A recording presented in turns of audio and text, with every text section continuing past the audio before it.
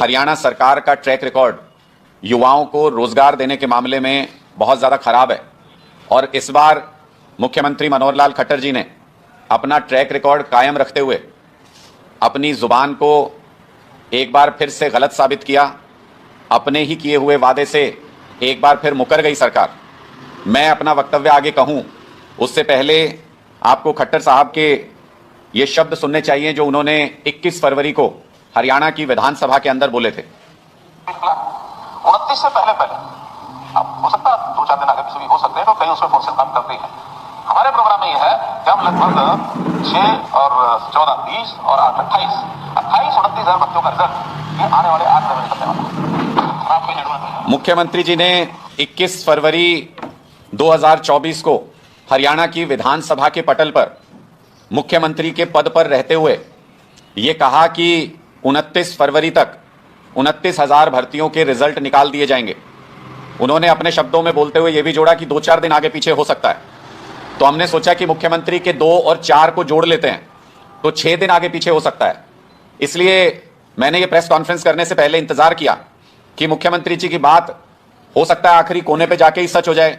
लेकिन 29 फरवरी भी चली गई, उसके बाद 4 और 2-4 दिन 6 दिन भी चले गए, लेकिन आज तक भी किसी भर्ती का कोई अता पता नहीं है। यह स्पष्ट तौर पे यह बताता है कि मुख्यमंत्री मनोहर लाल खट्टर जी की जुबान की कोई कीमत नहीं है और जिस मुख्यमंत्री की, जिस सरकार की जुबान की कोई कीमत नहीं, उसकी मार्केट में कोई वैल्यू नहीं, उसकी युवाओं की नजर में कोई इज्जत नहीं। युवा आज के दिन में पूरे हरियाणा प्रदेश में भारतीय जनता पार्टी की सरकार से बेहद खफा हैं। इससे पहले भी मुख्यमंत्री मनोहर लाल खट्टर जी ने 6 जनवरी 2023 को ऑन रिकॉर्ड ये कहा था कि साल 2023 में ग्रुप सी की 50,000 भर्तियां हम करेंगे। ऑन रिकॉर्ड मुख्यमंत्री ने यह कहा था। मैंने चुनौती दी मुख्यमंत्री मनोहर लाल खट्टर जी को कि 50,000 छोड़िए, अगर साल 2023 में की गई 1,000 भर्तियों की लिस्ट भी वो जारी कर देंगे तो हम मान लेंगे कि वो बहुत रोजगार दे रहे हैं, हम माफी मांग लेंगे। मुख्यमंत्री इस चुनौती से बचते हुए नजर आए।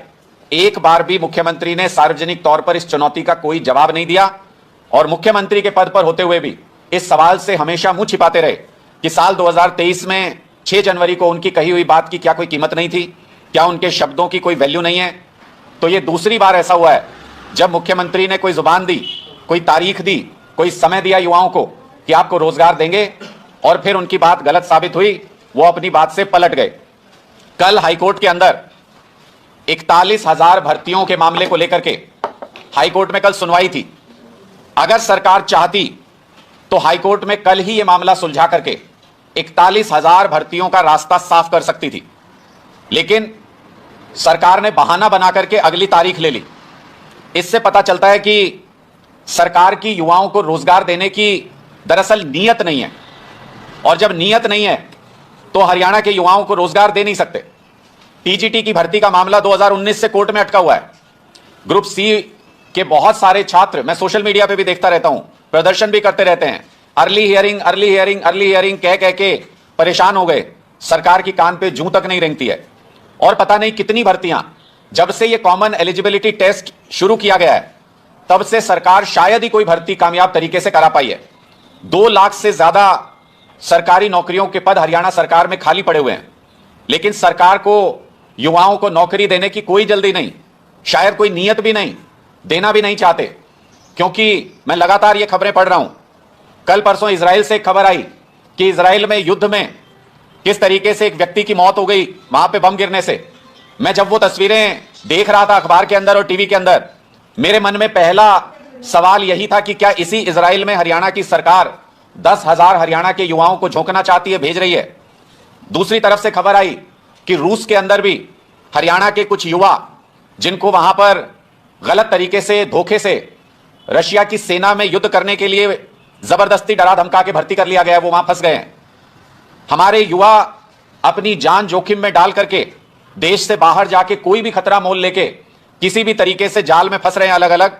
लेकिन हरियाणा की सरकार को यह सुध नहीं है कि जो रोजगार हरियाणा के अंदर उपलब्ध है, हरियाणा की सरकार में उपलब्ध है, वो रोजगार इन युवाओं को दे सकें। इसलिए मैं एक अनुमान जब लगा रहा था तो मैंने देखा कि सीईटी के परीक्षा के जो बच्चे हैं जो इंतजार कर रहे हैं 3.5 लाख के आसपास, जो टीजीटी की भर्ती जो अटकी हुई है और जो बहुत सारी और भर्तियां जो अटकी हुई हैं कोर्ट में या कोर्ट के बाहर, अगर इन बच्चों को मिला करके देखें तो 5 लाख युवा जो एलिजिबल है, जो टेस्ट दे चुका है, 5 लाख युवा भर्ती का इंतजार कर रहा है हरियाणा के अंदर। ना वो इधर के रहे ना वो उधर के रहे, वो सिर्फ और सिर्फ इंतजार करने के लिए मजबूर हैं। बीजेपी की सरकार से बेहद खफा हैं। अगर इन 5 लाख युवाओं के परिवार को जोड़ा जाए, हर परिवार में एक युवा के परिवार में 5 सदस्य तो होंगे, और अगर उनको जोड़ा जाए तो 25 लाख लोग हरियाणा के अंदर आज के दिन में ऐसे हैं जिनको भारतीय जनता पार्टी फूटी आंख नहीं सुहा रही है, जो भारतीय जनता पार्टी से बेहद नाराज हैं। सिर्फ इन युवाओं के इस 25 लाख के आंकड़े को अगर मैं देखूं और इनको अगर 10 लोकसभा के बीच में डिवाइड कर लें, तो हर लोकसभा के अंदर आज के दिन में सिर्फ युवाओं की नाराजगी की वजह से 2.5 लाख वोट ऐसा है जो बीजेपी के खिलाफ वोट डालने के लिए तैयार खड़ा है, जो भारतीय जनता पार्टी के खिलाफ इंडिया गठबंधन को जिताने के लिए तैयार है, क्योंकि रोजगार के प्लेटफॉर्म पर भारतीय जनता पार्टी पूरी तरह से फेल हो गई। और जब हर कॉन्स्टिट्यूएंसी में जब युवा अपने परिवार के साथ 2.5 लाख वोट बीजेपी के खिलाफ लेकर के तैयार बैठे हों, तो भारतीय जनता पार्टी की क्या हालत आने वाले लोकसभा चुनाव में हरियाणा के अंदर होने वाली है, इसका अंदाजा आप आसानी से लगा सकते हैं।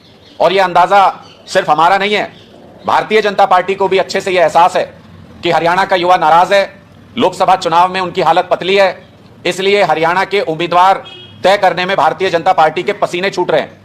जब से इंडिया गठबंधन हरियाणा के अंदर हुआ है, तब से भारतीय जनता पार्टी को समझ नहीं आ रहा है कि किस सीट से किस उम्मीदवार को उतार